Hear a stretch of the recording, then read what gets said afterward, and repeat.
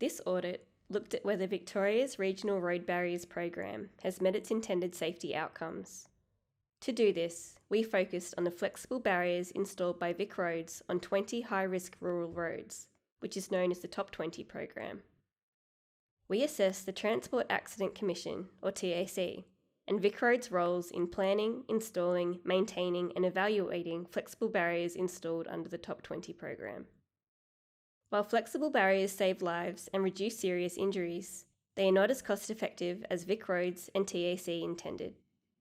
Their installation is likely to cost at least 22% more than what was originally budgeted, and the barriers may not be as effective as VicRoads and TAC expected. Additionally, VicRoads has failed to properly maintain and monitor the barriers it installed, which increases the risk that they will not perform as intended. In 2016, the government launched the 2016 to 2020 Towards Zero Strategy and Action Plan. This strategy aims to reduce the number of fatalities on Victoria's roads to fewer than 200 by the end of 2020. This involves a $340 million program of road safety initiatives on 20 high-risk rural roads, known as the Top 20 program.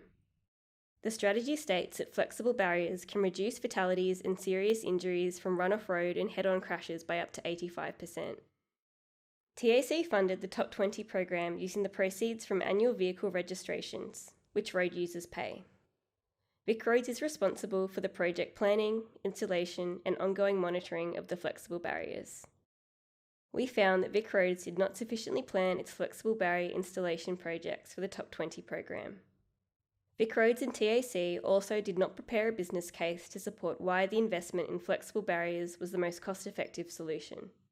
This meant that there was no consolidated picture of the program's costs, timelines, and risks before it was approved.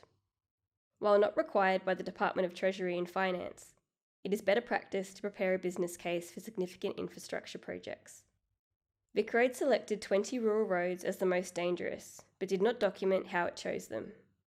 It also did not state why it selected high-volume roads when low-volume roads have higher numbers of serious casualty crashes. VicRoads uses crash reduction factors to indicate the expected effectiveness of road safety infrastructure projects. Crash reduction factors show how much, in percentage terms, the new infrastructure is likely to reduce the number of fatalities and serious injuries by. VicRoads was not able to tell us how it calculated the crash reduction factors for its Top 20 program projects, which are most likely overstated.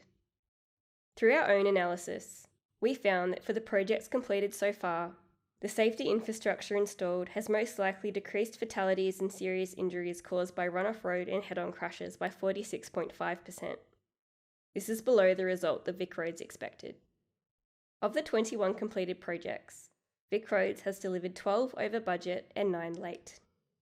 VicRoads is likely to spend at least $99.9 million, or 22% more, on the Top 20 program than it originally budgeted.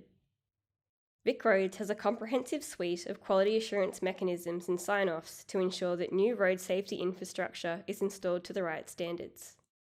However, VicRoads has limited oversight of how maintenance contractors inspect flexible barriers, and does not know which barriers require maintenance at specific points in time.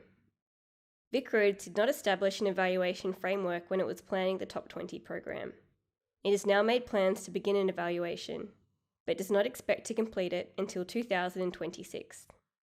Data quality issues will hinder VicRoads' ability to evaluate the program because it does not separately record where it has installed different types of barriers.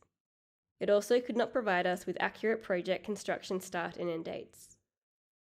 We made 10 recommendations, 8 to VicRoads to improve its planning for major infrastructure projects and ongoing flexible barrier maintenance, and 2 to TAC to strengthen its accountability over the road safety projects it funds.